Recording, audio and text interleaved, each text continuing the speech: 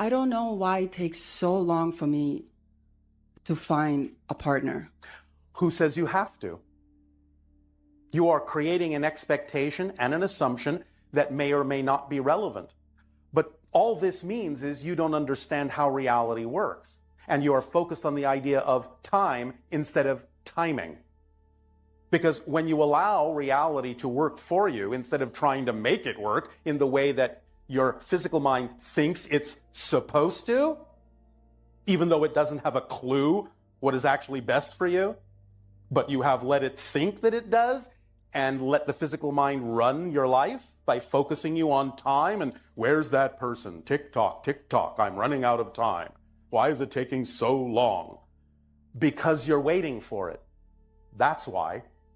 Because waiting is a state unto itself. And the only experience you can have in a state of waiting is waiting. It's not having, it's waiting. Waiting. So the idea is to trust that passion contains certain automatic functions or tools. And one of those tools is the organizing principle of synchronicity, which means that as you follow your passion, everything that is relevant for you to experience in your life unfolds in perfect timing. And the only way to actually miss an agreement or an appointment that you have made with anyone or anything is to actually spend your time and energy wondering if you're going to miss the appointment. That's the paradox. If you just get on with your life, follow your passion, act on it, and trust that synchronicity is bringing you what you need to let you experience the process that will shape you in the way you need to be shaped in order to better appreciate what it is that will manifest in your life, then it doesn't matter what's going on, because what's going on right now will always be the most important thing, and there is nowhere else more important to be.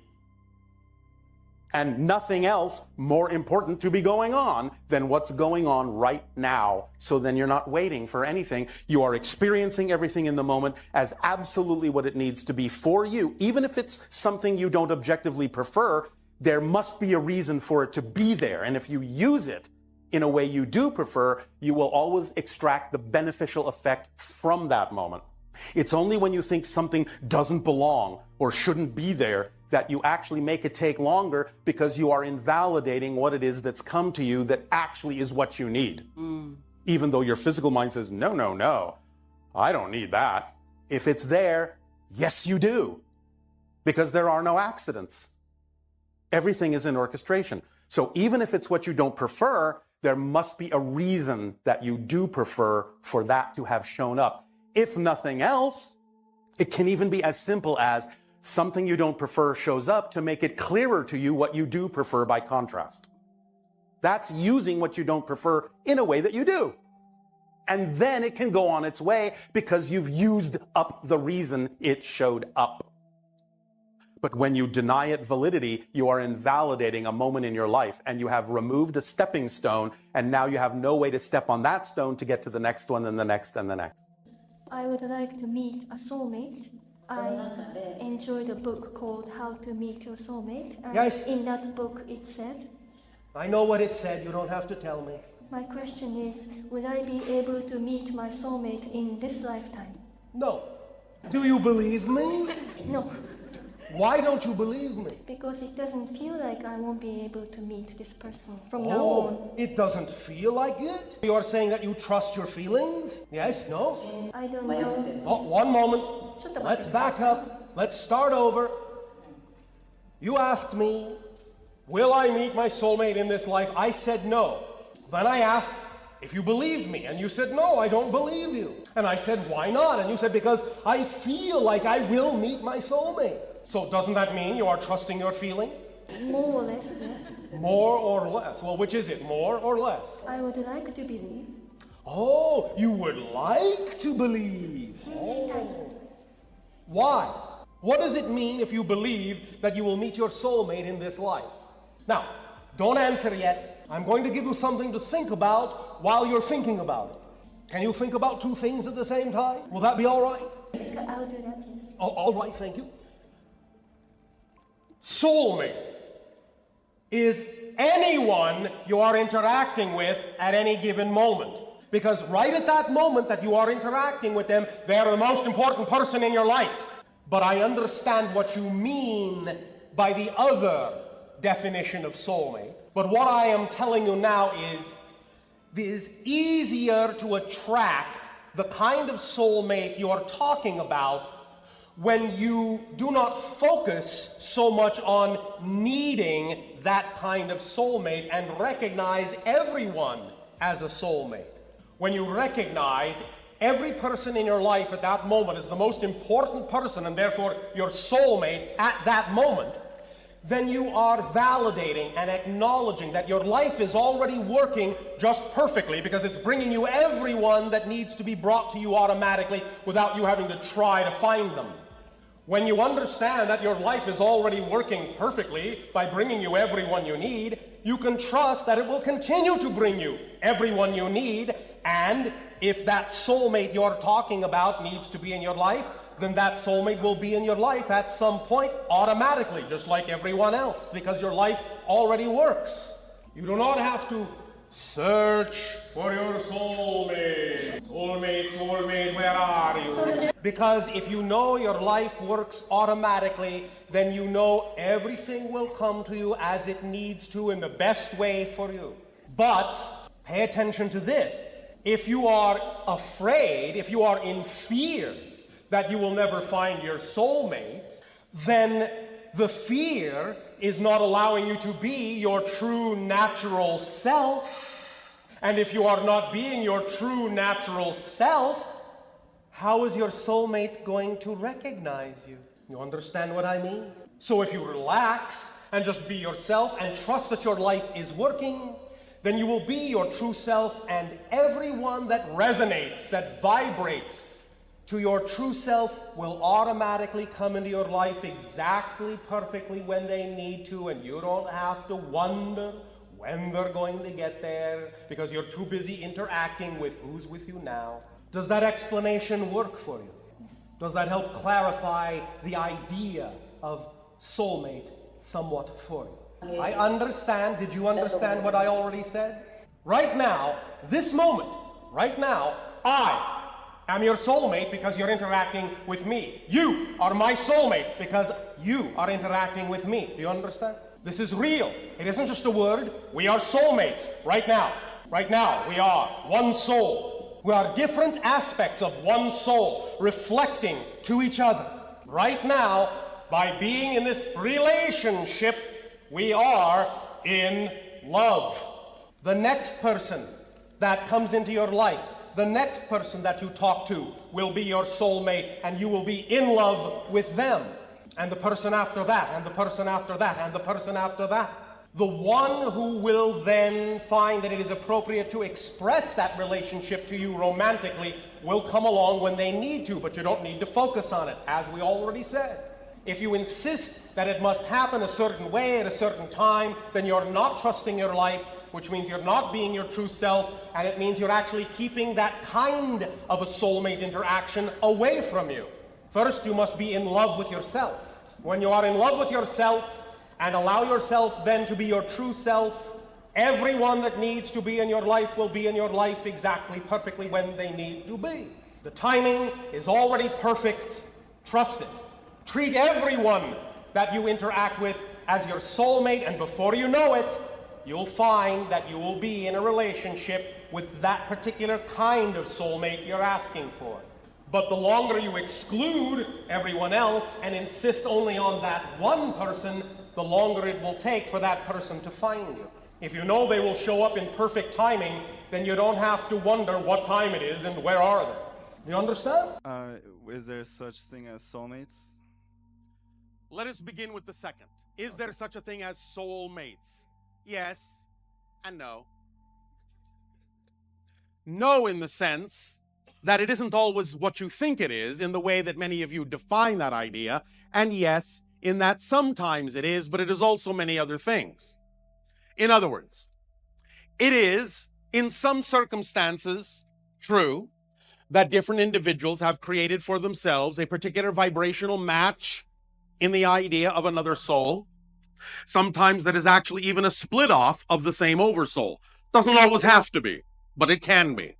But the idea of a soulmate in that context is still, vibrationally speaking, that soul that will, for whatever time period, best reflect to the other person in the relationship whatever it is that person needs to know about themselves to become the fullest representation of their being that they possibly can, and that person reflects the same back to the other. Thus, in that context, while it may be possible to set up very specific interactions and relationships in life that are representative of what you classically call a soulmate energy, you can also understand that from the definition we have given you, anyone that you interact with at any given moment is a type of soulmate, because they're the person that needs to be in your life at that moment. They're the person standing in front of you at that moment, reflecting to you at that moment the things you need to know at that moment to be your fullest self, if you use it that way. So in a sense, a soulmate can even be someone that you may call, quote unquote, an enemy, because they may be putting you in a position of having to look at certain things within yourself, face certain things, examine certain things within yourself that actually ultimately serves you in the best possible positive way. It's up to you to use every relationship in a soulmate fashion in order to extract from it all of the energy and information that will actually truly serve you to become your fullest self, and simultaneously reflect back to the other all the things that will allow them also, all the opportunities that will allow them also to choose to be their fullest self. And when you use relationships for that purpose, in that way, as reflections to allow, to support all others in the relationship, to give them the best possible example and the best possible opportunity to become their fullest self without condition of what that may mean, then you are functioning in that relationship, to answer your first question, in the most mature way. I feel like I haven't been able to attract. I feel like I want to be. I want to experience a relationship and experience a family. You have no relationships of any kind in your life? I had, but nothing that. You had? So you know no one. You have no friends, no family. No, I'm sorry. I meant in a romantic relationship as someone to share my life with. Oh, all right. But you are sharing your life with many people. As in a, I think you're missing my point. Why are you calling that out as different than anything else? Why are you making that stand out and making it seem so different to achieve, other than the relationships you already have created? Maybe because I have a specific definition of that relationship that is different from, say, friendship or... All right. I'm not saying that there aren't relationships that are different in that context, but nevertheless, I'm asking, why are you making it stand out as being so different than attracting any kind of relationship? It might be that your definition is making it more difficult to attract because you're creating it to be such a rarefied thing. I believe that's correct. You're putting it on a pedestal. Yes. Well, hard to reach, isn't it? When it's on a pedestal. If you bring it down to earth, like any relationship, I'm not devaluing it, not invalidating it, but if you allow it to be like any relationship, generally speaking, then whatever unique aspects that relationship has for you will be easier to access. But you can't put it on a pedestal and expect to reach it. Does that make sense? Yes. This is very similar to the idea of having a particular assumption, insistence, or expectation for how something should play out. And as we have already said, the formula for following your excitement is to drop all of that assumption and insistence and expectation for what the outcome ought to be, or how it should look, or in what form it should come. So putting things on a pedestal is very similar to that expectation. And I'm noticing that I'm not only putting it on a pedestal, but I'm also becoming very picky as time goes, which Yes. you would think, I would think it would be the opposite, but so I have like this the really strong. Do you not trust your life to bring you what you truly need?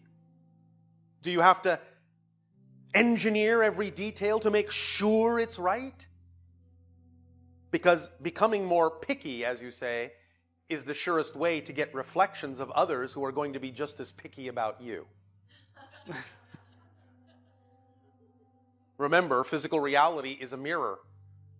And if you become too picky, not saying you can't have preferences, but if you become judgmentally picky, then what you're going to get is a reflection of people who are also going to be picky about whether or not they want to interact with you, because that's what you're giving off. Make sense? Yes. Is this helping you relax some of your need to engineer this? And is it increasing your ability to trust that your life will unfold as it needs to, a little bit more naturally? Yes, and to some extent, when I ask myself, okay, if this never happens, Yes. will I still lead a happy and fulfilled life? That's an excellent question to ask yourself. Asking that question is the right track. And my answer to myself is yes, but I'm not sure if that's kind of like a mind, kind of like type of answer, or No. that's what I truly believe.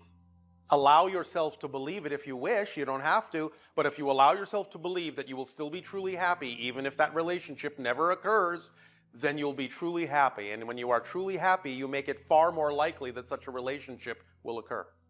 That's the paradox. Because you don't need it in that context, in the sense of neediness, in the sense of desperation. So when you're happy because you're happy, then all the things that are capable of entering your life to reflect the happiness that you choose to have, regardless of whether they show up or not, will be more capable of showing up. Remember, manifestation is not the product of bringing something to you that you don't have. Manifestation is the product of making visible what you already have, but simply don't see it because you're not in the same wavelength. If the idea of that joyful relationship is representative of happiness, then be happy regardless of whether the relationship is there, so at least you give the relationship a greater probability of showing up to reflect the happiness that you already have, because you don't need the relationship to make you happy. Because anyone that you interact with that is there to reflect to you what you need to know to become more of yourself as you do the same for them at that moment is a twin flame and soulmate. Doesn't mean they have to stick around. It means they might. But you don't have to know that in the moment. Just see where it goes, be unconditionally supportive and loving, enjoy the moment, and don't make assumptions about why you think it's there, other than knowing that all relationships are there for the purpose of doing what we just said, reflecting to each other in the relationship what you need to know to become more of yourself. Does this help? Yes, I've seen that my interactions with social media, now known as AI, has seemed to help some people put aside their old belief systems, Yes. healings of past, allowing them to get more into alignment of bringing in their future selves. All right. Since Each of you are here to help the other, to reflect to the other in that way. So in that ultimate sense, you're all twin flames. Agreed. Everybody. But we understand you can make an agreement for a particular arrangement sometimes, with a particular identity or individual sometimes that may be more vibrationally compatible with the theme that you're exploring. And that's fine, and you might call that a twin flame and a soulmate, and that's fine. But these are all labels that simply allow you to understand that there may have been a specific agreement or arrangement, but that doesn't necessarily mean you know all the details of what that agreement or arrangement are about. So all you have to do is just play it out and see where it goes, and not create insistences or assumptions on what it's supposed to be, or how long it's supposed to last, or how it's supposed to look, because you really won't know that until the end of your life. There's something you said a little earlier about giving the gift of walking away. Yes. Sometimes that can be the most loving thing to do, because you're demonstrating to someone else that their choices may not be vibrationally compatible with yours. Therefore, you give them an opportunity to change, or you give them an opportunity to stay the same. And if they choose to stay the same, you give them an opportunity to go off and find someone that they believe might be more vibrationally compatible with the path that they happen to be on. And you will then allow yourself to align more with a path that you are more vibrationally compatible with, and allow other people to come into your life that will also be of a similar wavelength. These are some questions about love, and particularly self-love. One person is wondering, how can we get to self-love if we don't really know what it feels like? Having been brought up in a situation where they were conditioned to be very self-critical and not have self-acceptance, and not really having that muscle memory of what that state is like to fully accept yourself. How can a person see past all of these negative self-identity issues and really experience the feeling of self-love? This is where the power of paradox once again comes in.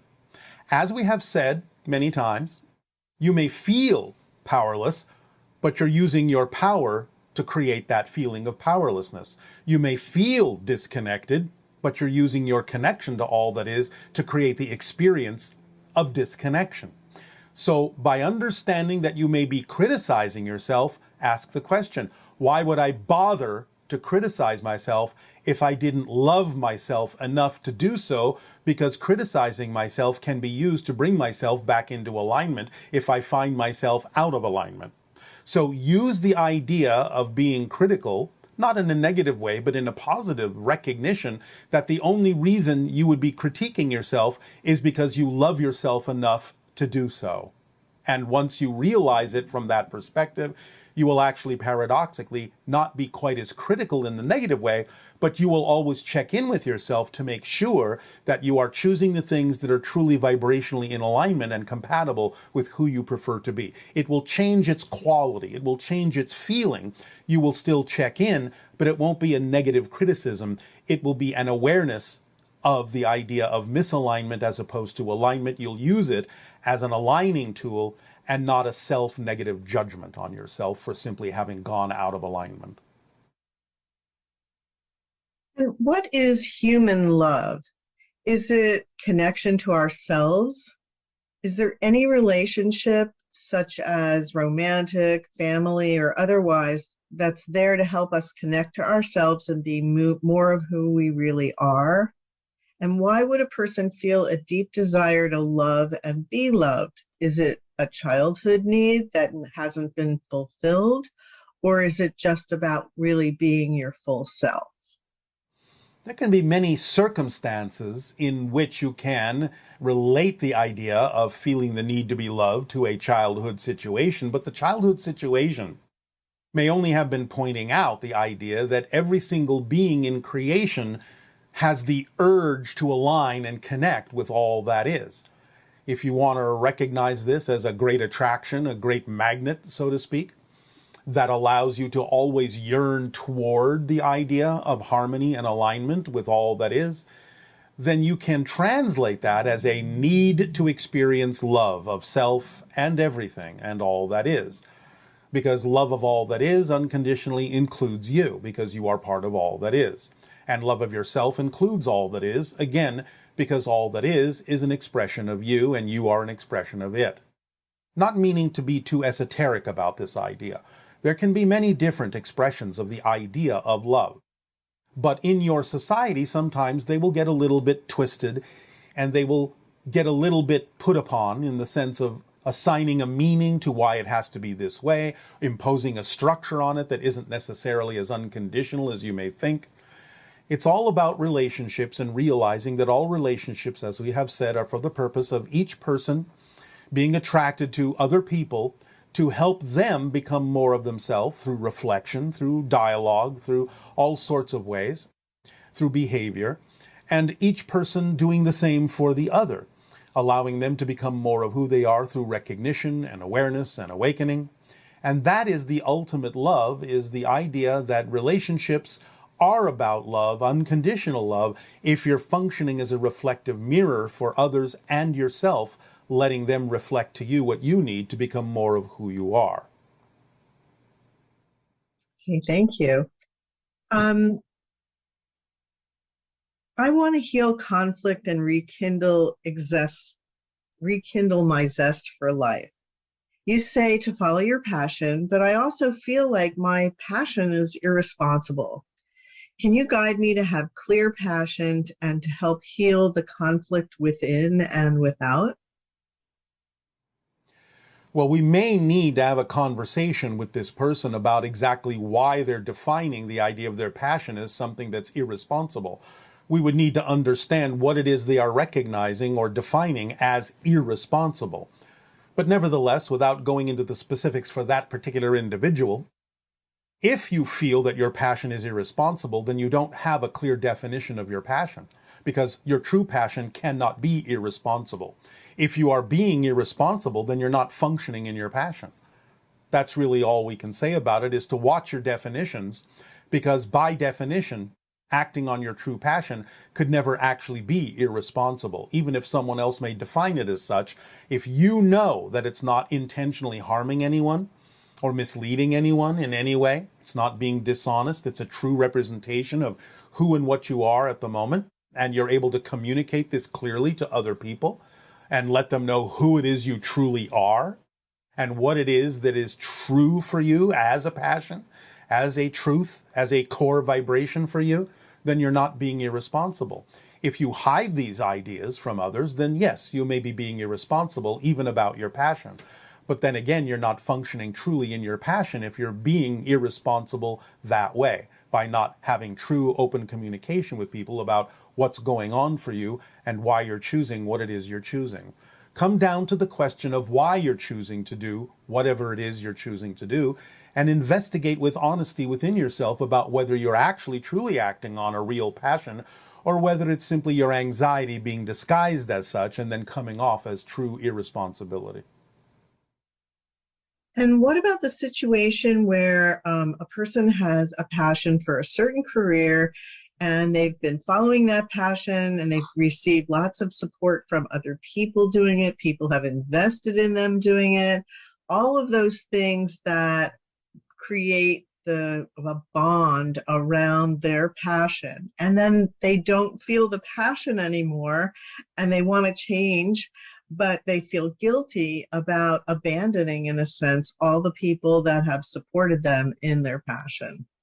All right, well, again, first and foremost, an honest investigation within yourself about whether it really is your passion, or whether your particular definitions are dampening it, or whether the passion is waning simply because you need to be doing something else that may not seem to be connected, but actually synchronistically will be connected and will appear to be connected once you take upon yourself the ability to do the other thing that you're able to act on that is more passionate for you than the thing you were doing a moment ago. In other words, sometimes your passion can make it seem as if you're going in a direction that isn't connected to your original passion, but may in fact be.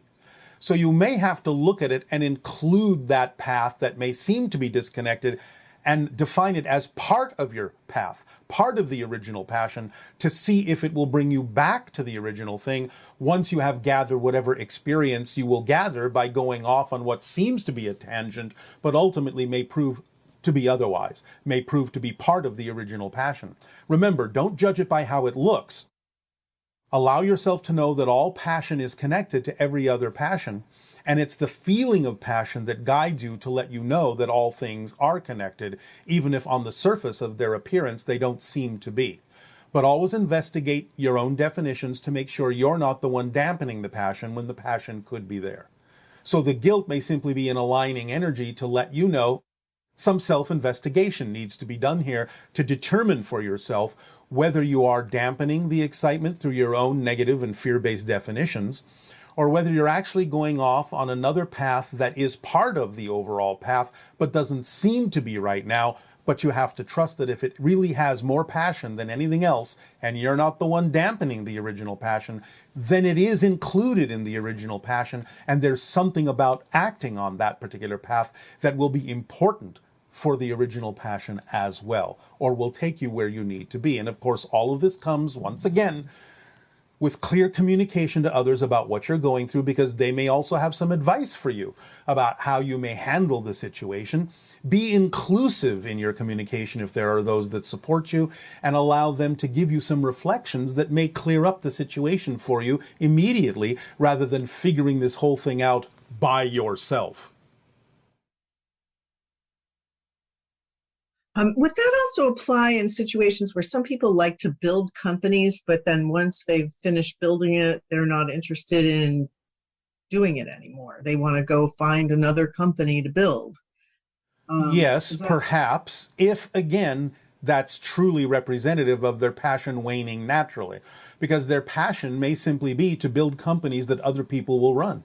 That can be a definition of their passion, and creating new ones for other people to run may be the definition of their passion, sort of like planting seeds but allowing someone else to grow the flowers.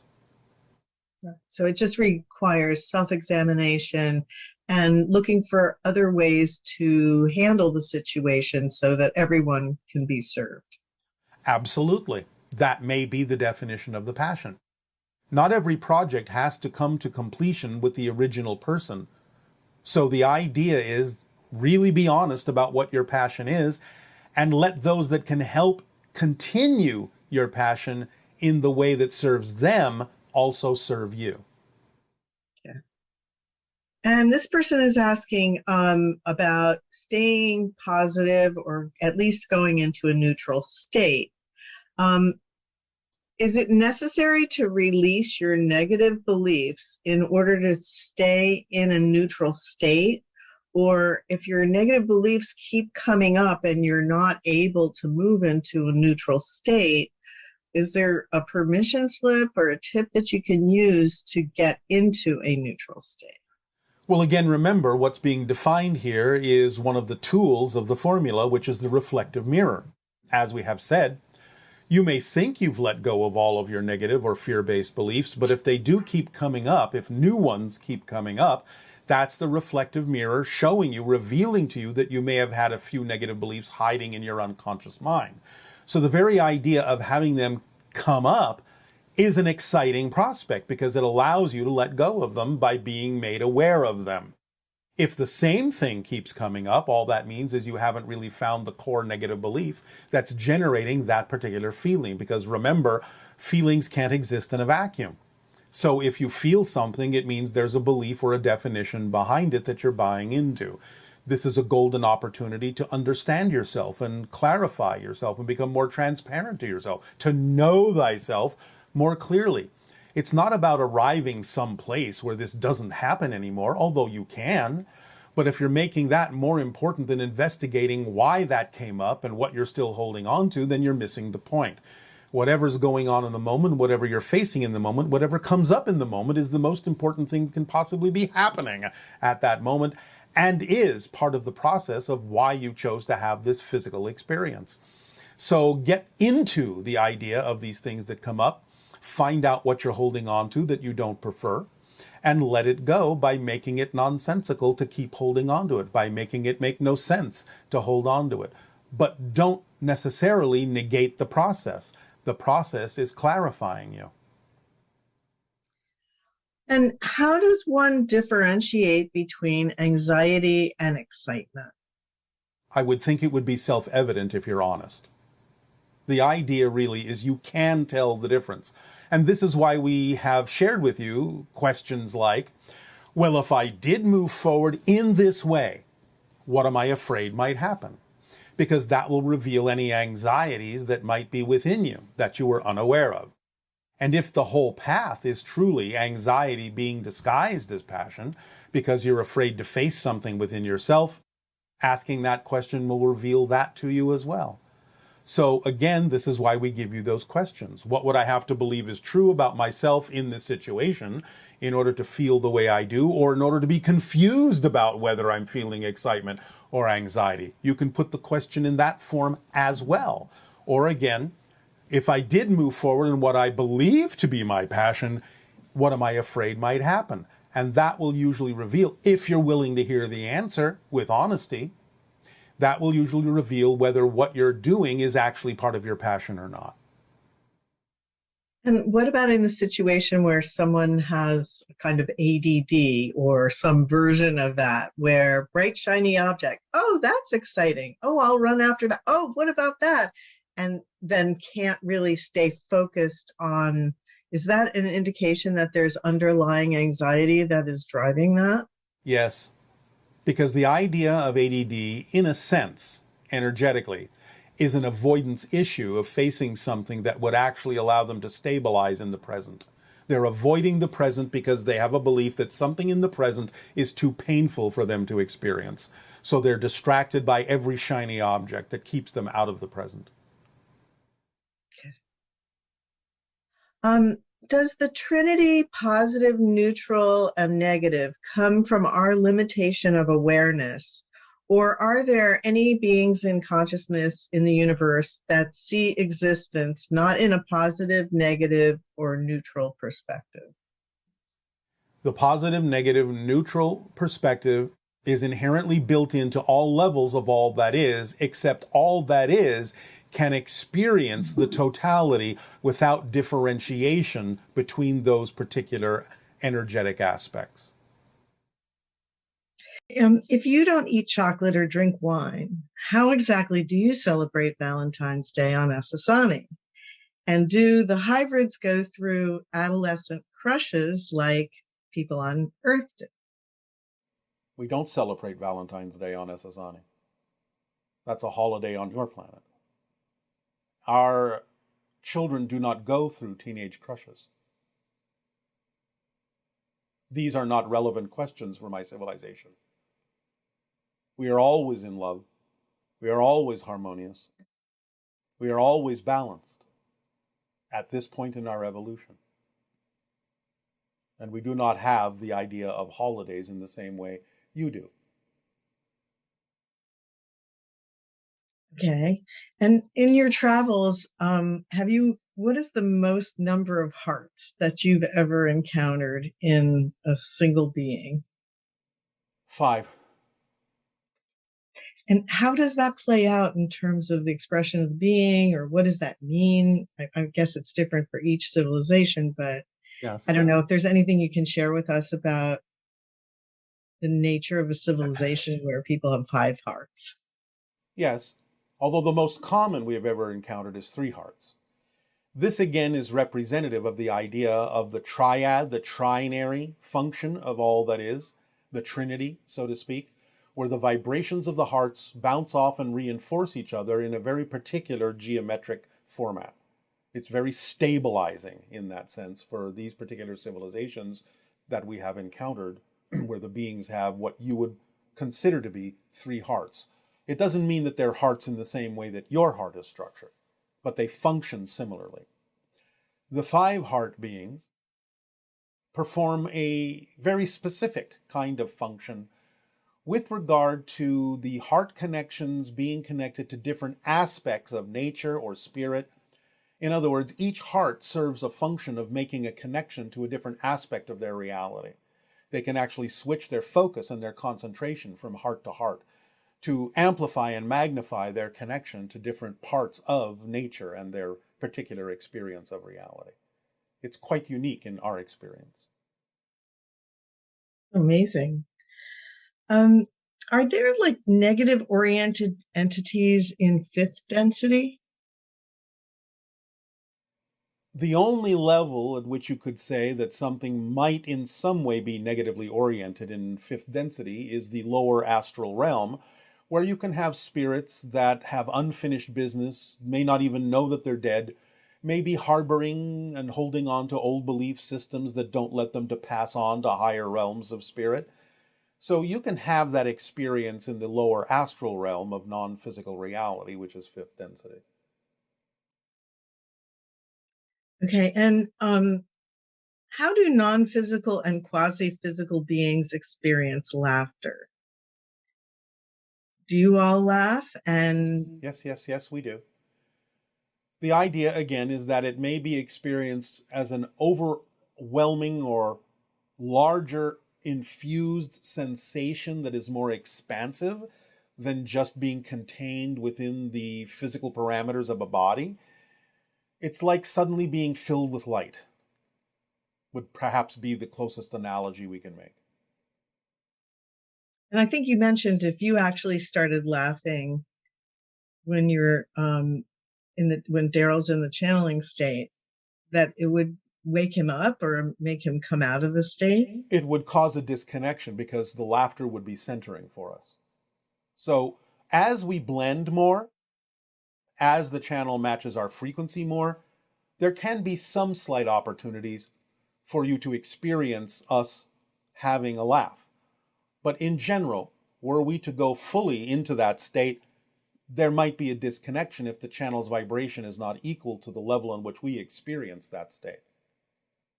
I see. So we do, in some sense, allow there to be a slight suppression of that when we are doing this and having this connection, because we often laugh, and therefore you would be constantly having an interruption.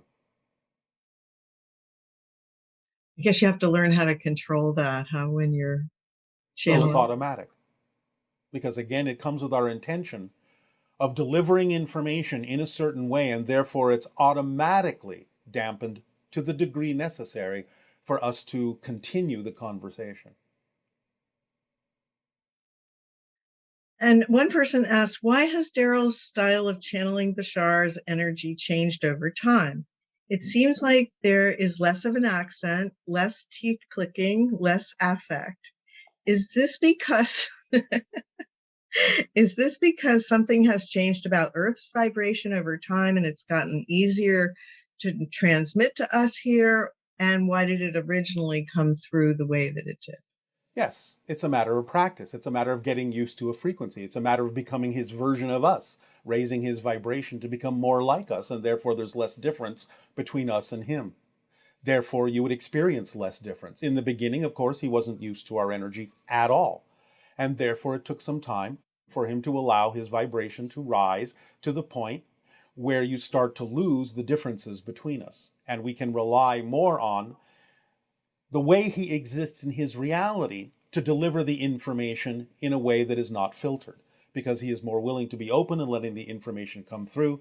And this is part and parcel of the practice of him becoming a teacher himself on his planet, because he is now familiar enough with our principles to be able to do so, knowing that he is delivering relatively accurate information.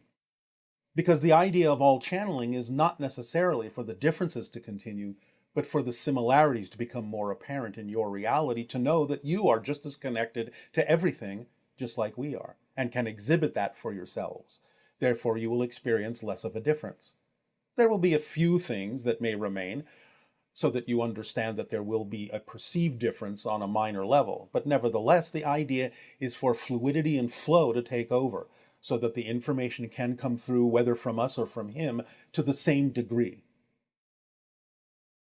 Wonderful.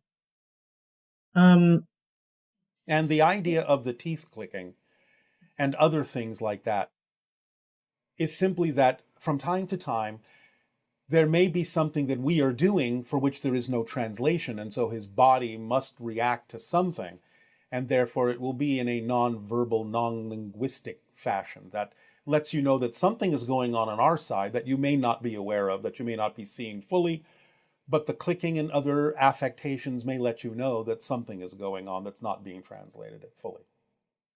And that's true sometimes when he moves his hands, Yes. He's actually mimicking something you're doing on the ship, right? Yes. If I were now to simply place my hand on a panel, he could ignore it or he could allow himself to go with it, such as this. It just depends on how connected he may be at any given moment in a certain way, whether it's relevant for that expression to be shown, because there are many things we are transmitting to many of you that don't come through verbally. It's also part of the communication that comes through to your unconscious and subconscious self, and representative of a different form and different level of information being downloaded into you to the degree that you are willing to open up to it. So sometimes paying attention to the things that are happening non-verbally can actually be another level of the communication. Yes, that's true. That's why you said it. Yeah. This person's saying they've been longing for contact and they look up at the sky day and night and they wonder if their star family can sense that they want contact. Why isn't it happening? And what do I have to do to connect in with that reality sooner than the rest of humanity? Stop longing for it and follow the formula. Be where you are. Where you are on Earth is the most important place for you to be. Yes, of course, they're aware of it, but they're also aware of the timing that is necessary that benefits everyone. You can't necessarily run ahead of everyone. That doesn't really serve the purpose you agreed to in having this physical reality. So we understand that the longing is the product of more awareness of the fact that you have connections to many other beings among the stars, but you can't use it as a negative, as if, again, you're missing something. You have to allow yourself to make the connection, be aware of the connection, feel the energy, but bring that energy down to earth and apply it in your life in the most positive, exciting, passionate way. That's what accelerates the probability of having the physical connection sooner than later. But again, drop the insistence and there will be no resistance. Just go with the flow, follow your passion, follow the formula, and allow yourself to experience this as a connection of energy, not a longing, which implies the idea that you're missing something. That something else would be better than where you are now, which it isn't. Where you are now is the most important thing that could be happening. And haven't you said also that when you're following your passion, when you raise your frequency through letting go of negative beliefs and things like that, ET contact, extra dimensional contact, all those things are a side effect in a sense as your frequency goes up. It's automatic in that regard, right? It is. But again, watch your belief systems and your definitions. Because sometimes when people hear that, they get excited about doing that only for the purpose of accelerating it, which again brings them back to the idea that they're not living in the moment. Tricky. If you say so. As we move into the window of open contact, will there be a significant increase in new channelers and beings working through them? Yes. It's almost like a resurgence of more channeling. Yes, but in different ways. Again, there are many forms of channeling. So, but the general answer is yes. Okay. And is there an alien civilization whose political system is a dictatorship? Yes, of course.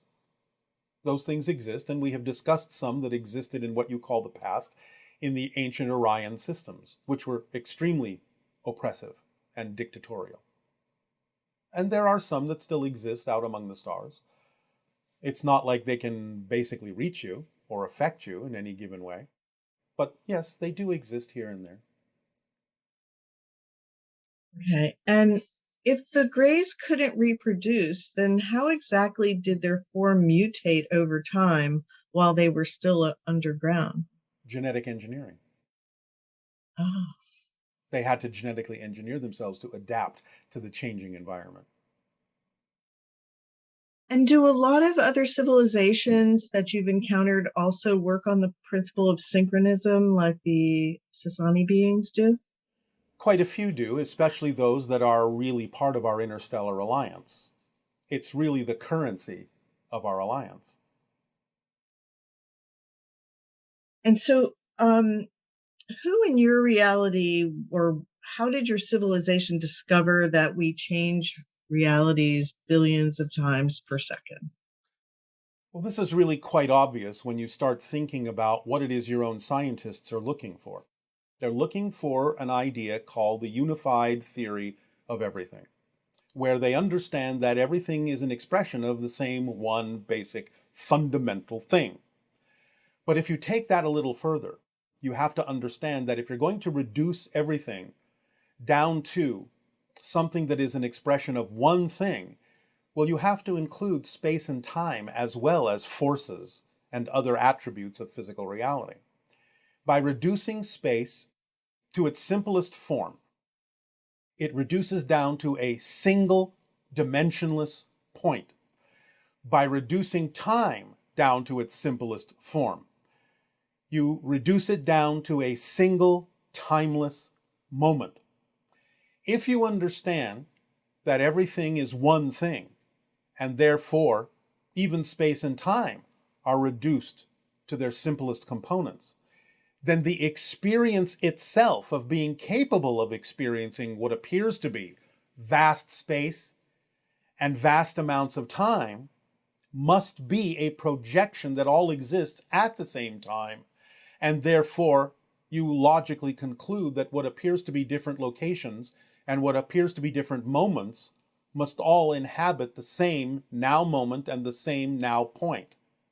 And therefore, by definition, the experience of space and time in your reality demands the existence of parallelism, because all of these so-called separate moments and all of these so-called separate places and locations existing simultaneously, quote-unquote, side by side, so to speak, demands the existence of parallelism and parallel realities. Otherwise, you couldn't experience it in the way that you do. So if everything is truly one thing and happening all at once, so to speak, then the only way that can actually exist and give you the experience you have in physical reality is for there to have everything happening in parallel. So once we realized as a civilization that everything was truly one thing, for us, the conclusion was logical that there must be parallel realities. And from there, we were able to formulate the idea of what for each reality might be the tick of the clock and the rate at which you may pass through these different realities to create the illusion of space and time and change. It was a natural extension of the understanding that everything exists at the same time and in the same place. Thank you. Yes. This question is, why do black holes usually lie at the heart of galaxies? Are they really just supermassive black holes, or do they have an element of higher intelligence? And why does that have to be mutually exclusive? It can be a black hole and have higher intelligence. So the idea is that they form the anchor point, the seed, the core, the kernel of the galaxies. They create the template, vibrationally, gravitationally, the grid on which galaxies are born, so to speak, are placed, come into existence. They are the initial blueprint of the idea of the formation of a galaxy. Now, there are some exceptions. We're not going to go into that right now. But fundamentally, for the most part, supermassive black holes, which do exhibit a type of intelligence, carry information in a way that lays out the template for the galaxies that they wind up at the core of. Okay. And there was a question about Sasquatch and why we never find the remains of Sasquatch physically here on Earth. Yes. As we have said, Sasquatch can go into other dimensions, other levels of reality, parallel worlds, and so on and so forth. The Sasquatch in general, though there are some differences in how they do this, have a particular level of reality, a particular place that they go to where many rituals are performed, including the idea of the rituals of honoring their dead. Their bodies are simply not left behind. They are taken to that slightly altered physical reality, slightly altered dimension of experience that's still quite physical, but doesn't really contain any other life. And therefore, they deposit their dead bodies there and perform the rituals there that honor them. It's really interesting. Yes. They have a whole culture you know nothing about, whole places they experience you know nothing about. Wow, it's just, and that was our natural evolutionary path to become more like that. It is what you would have become had you not been altered by alien genetics, yes. So, as you know, we've had some pretty momentous things happening here on the planet right now, and it's a great concern to a lot of people, of course. And so the one question is, why did Putin invade Ukraine? All right. I'm going to make a connection in order to give you the information that we are allowed to give you. This connection is to what might euphemistically be referred to as the Interstellar Alliance Council. So I will be speaking on their behalf as well as on the behalf of myself. One moment.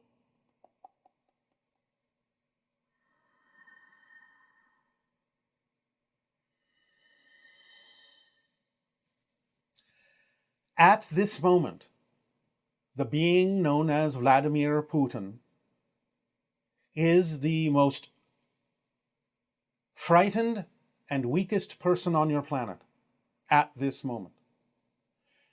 Exhibiting the idea of weakness, exhibiting the ideas of fear, exhibiting the idea of loss of control and fear attached to that concept.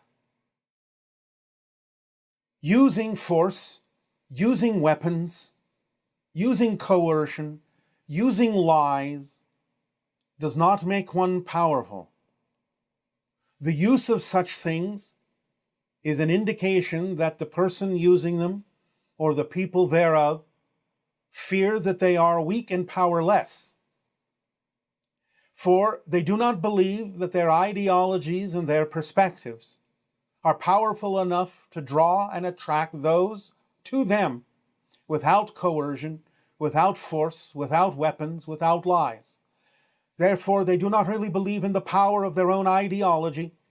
They fear that they are weak, they fear that they are powerless, and they strike out and attack for the purpose of covering up and denying their belief in their own weakness and their own lack of self-empowerment. The idea on your planet is that from our civilizations, there are no soldiers, there are no police forces. This does not mean that you should abandon them or dismantle them. But in our reality, such beings take on more of the idea that you refer to as first responders, rescue operations, those that benefit the masses by coming in when and where they are needed to aid and assist and be of value in uplifting the civilization. Therefore, we lay out for you at this time, as an honorary member of the Interstellar Alliance, the notion and the practice and the actions necessary for these incidents to no longer occur.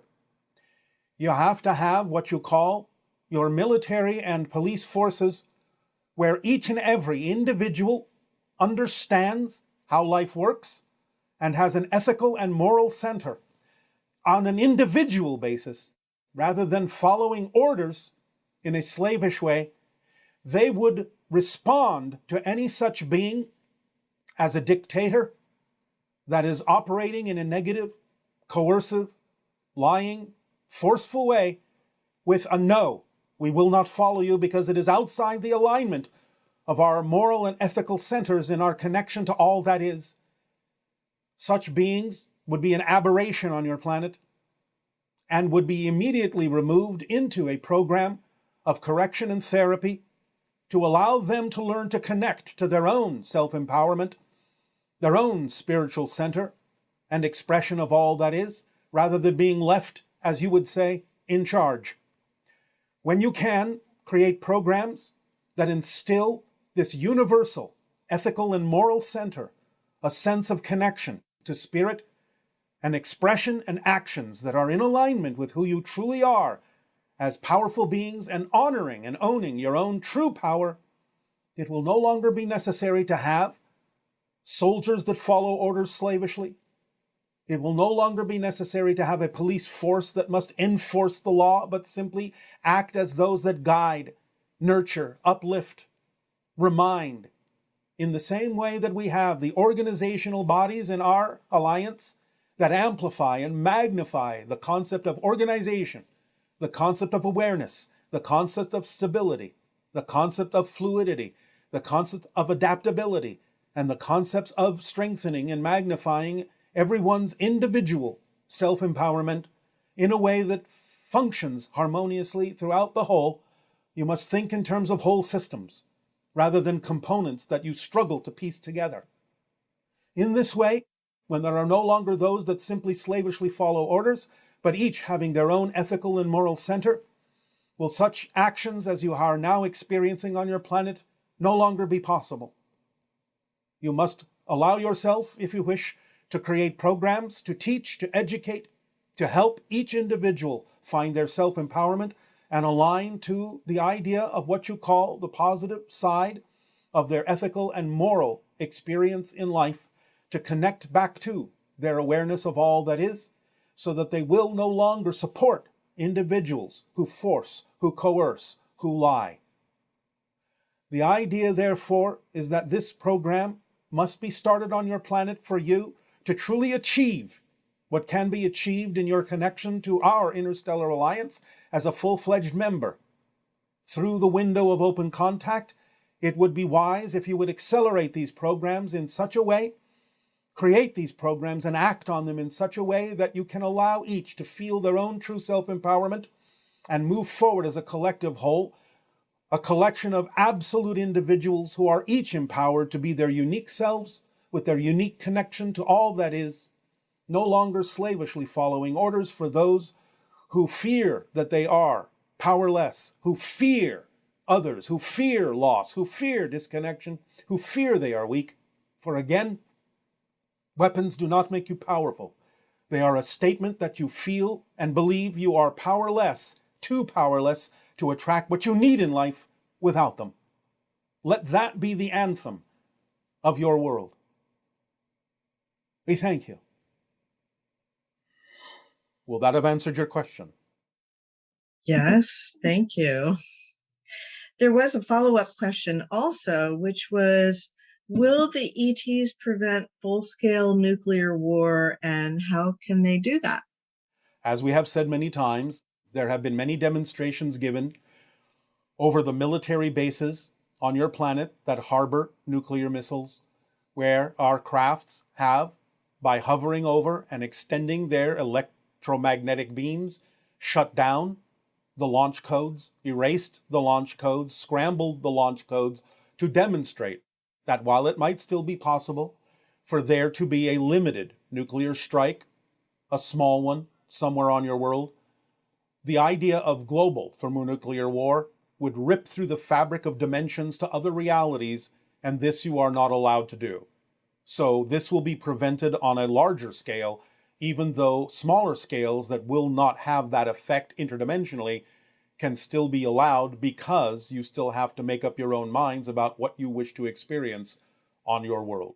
But the larger expression of it, yes, is not allowed and will be prevented. That's good to hear. And we appreciate that.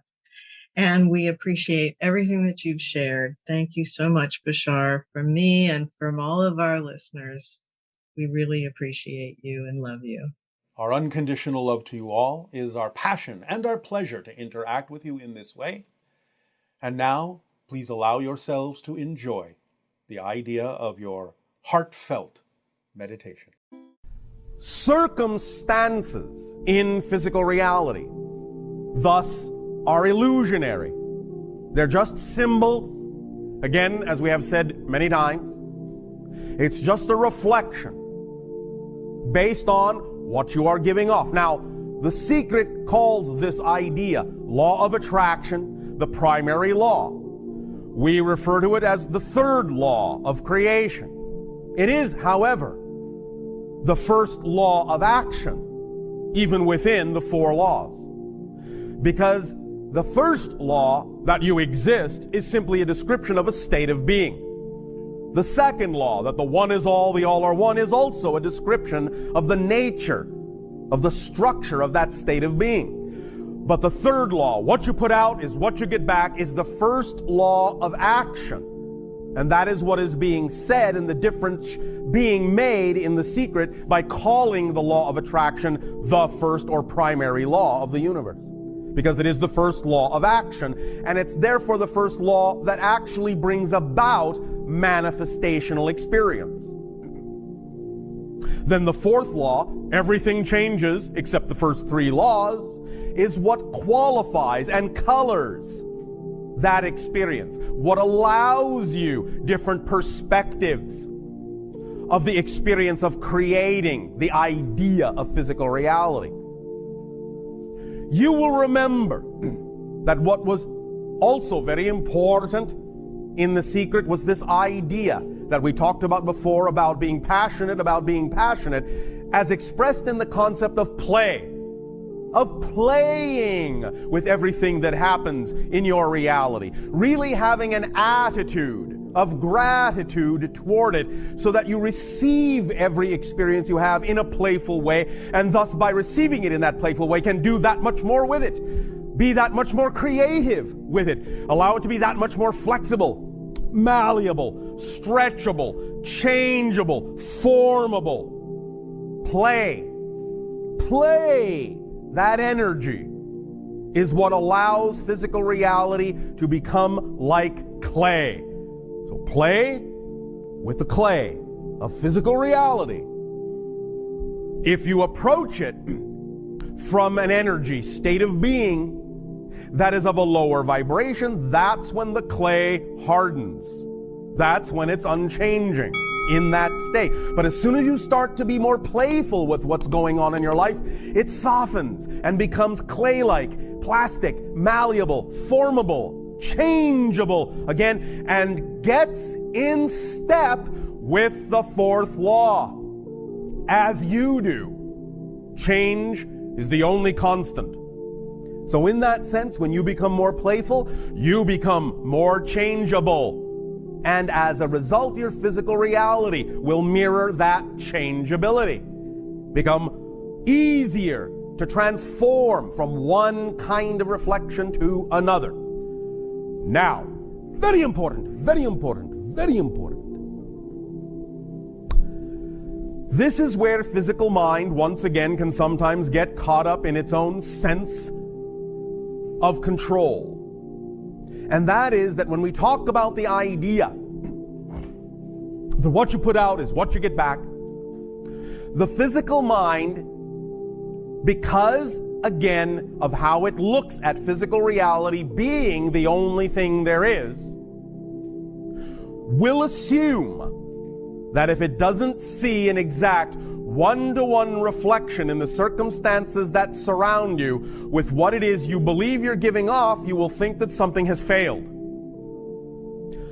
Again, I remind you, this is where you get caught in your own paradoxical trap.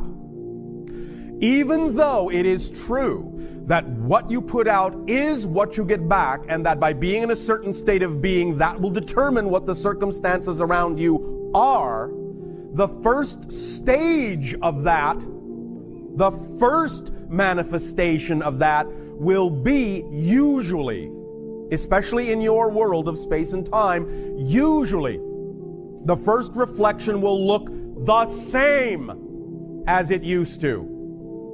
Because this gives you an opportunity to reinforce the state of being by responding to the circumstances that look the same differently than you did before. And that is where you then allow the circumstances to truly reflect that you have changed, and demonstrate that you truly have changed by responding to the circumstances differently, even if they look the same as they used to.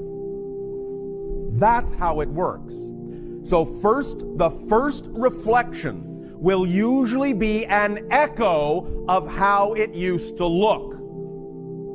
You must not respond to the echo as if that's the representation of your new state.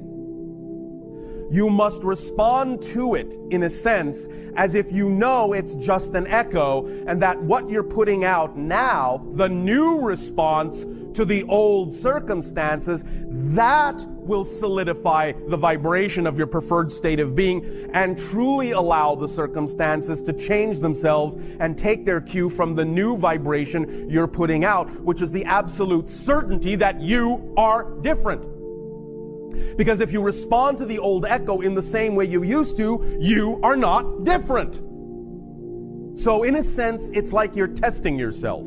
It's like you're giving yourself an opportunity to decide whether you really do want the circumstances to change by first presenting yourself very often with the same set of circumstances to see if you respond differently to them, making a clear commitment that you have, in fact, vibrationally changed your state of being. Once you have then done that and respond differently to the same set of circumstances, then you have established that you truly have changed, and then the circumstances can reflect that change. So don't be fooled by the echo into thinking you've done something wrong by labeling it in the same way you used to. Oh, I didn't see what I wanted to get immediately. It looks the same as it did before. The same people are here giving me the same kind of feedback. I must have done something wrong, or something's not working. Or you find that you're reacting to it in the same way you used to, because if you do, you have not changed. So that's the self-reinforcing mechanism that gives you the opportunity to decide whether you really want to change that circumstance or not. Because again, remember, all belief systems by definition are self-reinforcing. They have to be. If belief systems were not self-reinforcing and making themselves seem like the only thing there is to believe in, you wouldn't be able to have an actual, distinct, discrete belief system experience. If beliefs did not come with a self-reinforcing mechanism, you wouldn't be able to have a discrete physical experience. And because they come with a self-reinforcing mechanism, when you change your vibrational state, one of the last things to fade will be the self-reinforcing mechanism. It will present the same scenario to you once again, but it will be presented not as a concrete reality, but only as an illusion, only as an echo of what was, to give you a chance to really decide that you will break through that self-reinforcing mechanism by defining and labeling it differently than you used to, proving that you have changed, thus allowing the reflection to then truly come. That's how that works. Use that mechanism to your advantage by understanding very clearly. And if you wish to use this almost as a mantra, you certainly may. Again, as we discussed last night, all of these things are nothing more than permission slips that, if you decide they work for you, if you decide they resonate according to your frequency, will simply allow you to permit yourself to change in the way you prefer to. The mantra doesn't do it for you. It simply is a reflection of the belief system within you that says this is what you will allow to give you permission, to give yourself permission to change in the way you wish to. So use this as a mantra if you wish, if it works for you, knowing that you're doing it if you need it at all. And that is, again, the idea, not even so much the statement that circumstances do not determine state of being. State of being determines circumstances. Now you can use that. However, we would also suggest something even simpler and something even stronger. And that is simply, and the mantra is this: circumstances don't matter. Only state of being matters. And again, listen to the way that this synchronistically translates in your English language. Circumstances don't matter. They do not create materialization.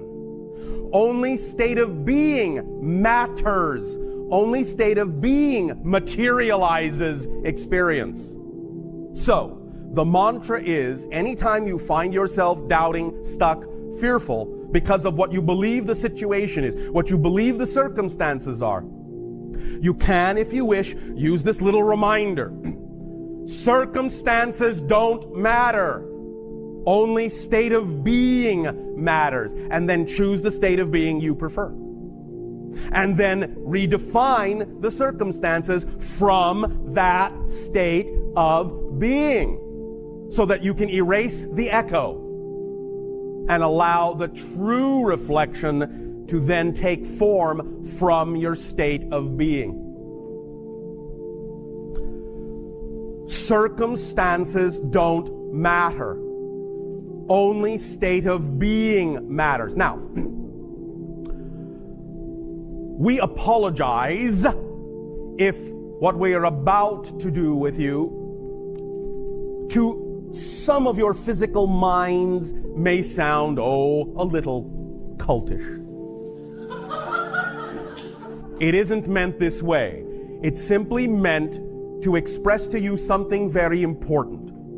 It's one thing very often to your physical minds when you hear someone else's voice say something. It's another when your own voice says it. So, repeat out loud after me. Circumstances don't matter. Circumstances don't matter. Only my state of being matters. Only my state of being matters. Now, do it with excitement in a calm way.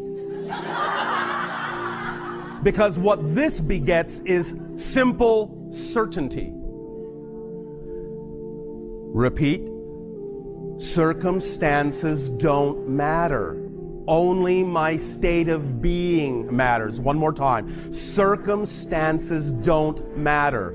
Only my state of being matters. One more time. Circumstances don't matter. Only my state of being matters. Understand. When you say this to yourself in your own vibrational voice, you will start to listen. Because what you're doing by making this statement is what we talked about earlier.